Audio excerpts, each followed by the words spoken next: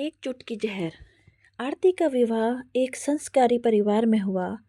कुछ ही दिनों बाद आरती को यह महसूस होने लगा कि उसकी सास के साथ उसकी पटरी नहीं बैठ रही है। सास पुराने ख्यालों की थी और बहू आधुनिक विचारों वाली। धीरे धीरे उनके बीच आए दिन झगड़े होने लगे।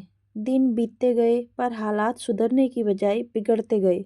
सास की तीखी टिप्पणी और आरती का तीखा जवाब, यह सिलसिला चलता रहा और जल्दी ही आरती के मन में अपनी सास के लिए पूरी तरह से नफरत भर गई। आरती के लिए यह स्थिति और भी असहनीय हो जाती जब उसे रिवाजों के अनुसार सब लोगों के सामने अपनी सास को सम्मान देना पड़ता था। वह अब किसी भी कीमत पर इस तनाव भरे रिश्ते से छुटकारा चाहती थी। एक दिन जब आरती का अपनी सास से भयंकर झगड़ा हुआ और पति ने भी अपनी माँ का पक्ष लिया तो वह नाराज होकर अपने मायके चली गई।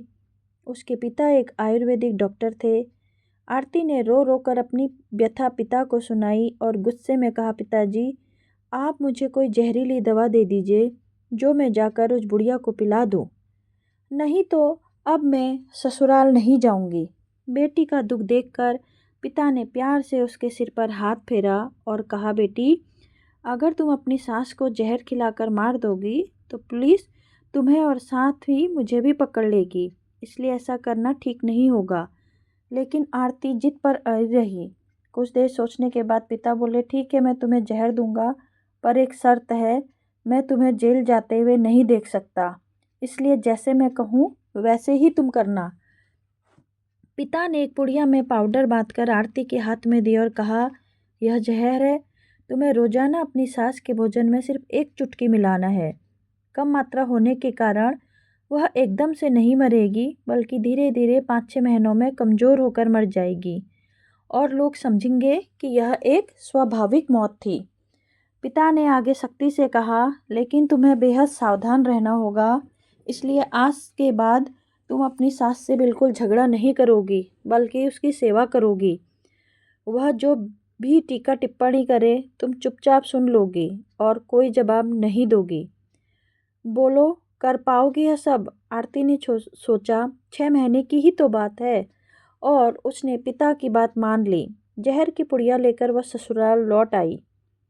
ससुराल आते ही आरती ने अगले ही दिन से सास के भोजन में एक चुटकी जहर मिलाना शुरू कर दिया। साथ ही उसने उसके प्रति अपना व्यवहार भी पूरी तरह बदल लिया। अब वह सास के किसी भी ताने का जवाब नहीं देती, बल्कि क्रोध को पीकर मुस्कुराते हुए सुन लेती। वह रोज उनके पैर दबाती और उनकी हर पसंद का खाना पूछ पूछ कर बनाती। कुछ ही हफ्तों में सास के स्वभाव में भी परिवर्तन आना शुरू हो गया। बहू की ओर से विरोध न पाकर उनके ताने अब कम हो चले थे और कभी कभी वह बहू की सेवा के बदले उसे आशीष भी देने लगी थी। धीरे धीरे 4 महीने बीत गए। आरती नियमित रूप से जहर देती आ रही थी, पर घर का माहौल एकदम से बदल चुका था। सास बहू का झगड़ा पुरानी बात हो चुकी थी। जो सास पहले आरतियों को गालियां देती थकती थी, अब वही आस पड़ोस वालों के आगे बहू की तारीफों के पुल बांधते लगी। 6ठा महीना आते आते आरती को लगने लगा कि उसकी सास उसे बिल्कुल अपनी बेटी की तरह मानने लगी है। उसे भी अपनी सास में माँ की छवि नजर आने लगी थी। जब वह सोचती कि उसके लिए जहर से उसकी सास कुछ ही दिनों में मर जाएगी तो वह बहुत परेशान हो जाती। इसी उठापटक में एक दिन फिर अपने पिता के घर जा पहुंची। उसने रोते हुए कहा, पिताजी मुझे उस जहर के असर को ख़त्म करने की दवा दीजिए। अब मैं अपनी सास को मारना नहीं चाहती, मैं उन्हें अपनी माँ की तरह चाहने लगी हूँ। पिता ठठाक कर हंस पड़े और बोले, कैसा जहर? मैंने तो तुम्हें जहर के नाम पर केवल हाजमे का चूर्ण दिया था। आरती अपने पिता की बात सुनकर स्तब्ध खड़ी रह गई। जैसे ही उसे सच्चाई का पूर्ण बोध हुआ, उसकी आंख में आंसू बह निकले। ये डर या दुख के नहीं, बल्कि आत्म अनुभूति और प्रेम के आंसू थे। पिता ने प्यार से उसकी पीठ थपथपाते हुए कहा, बेटी जब तुम शिकायतों और गुस्से में डूबी थी तब तुम्हें अपनी सास में केवल बुराइयां दिखती थी, लेकिन जैसे ही तुमने उनके प्रति अपने व्यवहार को बदल लिया, तुम्हें वही सास अलग दिखने लगी। आरती ने नम्र स्वर में कहा, पिताजी आपने मुझे जहर नहीं दिया, लेकिन सच में आपने मेरे मन का जहर निकाल दिया। पहले मैं हर बात को ताना और अपमान समझती थी, लेकिन जब मैंने प्रतिक्रिया देना छोड़कर उनके दिल को समझने की कोशिश की, तो पता चला कि सास भी अपने मन में अकेली थी। उनकी अभिव्यक्ति का तरीका बस थोड़ा कठोर था। पिता मुस्कुराए, यही तो जीवन की कला है बेटी। यदि हम संबंधों में मिठास चाहते हैं, तो पहले हमें स्वयं मीठा बनना पड़ता है। प्यार और धैर्य उस कठोरता को धीरे धीरे पिघला देते हैं। आरती मन में नई रोशनी और नई समझ लेकर ससुराल लौटी। घर में प्रवेश करते ही सास ने उसे देखा और प्यार से कहा, अरे आरती, आ बैठ, आज तेरी पसंद की खीर बनाई है। आरती भावुक हो गई। उसने आगे बढ़कर सास के हाथ पकड़ लिया और कहा, माँ, अगर मैंने पहले कभी कुछ गलत बोला हो तो मुझे माफ़ कर दीजिएगा।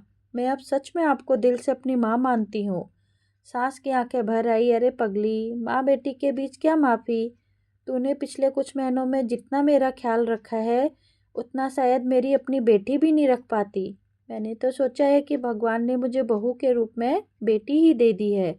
कुछ ही दिनों में उसके घर में प्रेम, सम्मान और हंसी का वातावरण स्थायी हो गया। आरती ने महसूस किया कि जब एक व्यक्ति अपने व्यवहार में सुधार लाता है, तो पूरा परिवार बदल जाता है। दोनों रिश्ते अब तानों और तकरारों पर नहीं, बल्कि समझ, धैर्य और आपसी आदर पर आधारित थे। व्यवहार बदलने से ही रिश्ते बदलते हैं। जब हम स्वयं को सुधारते हैं, तो सामने वाला अपना हृदय खोल देता है।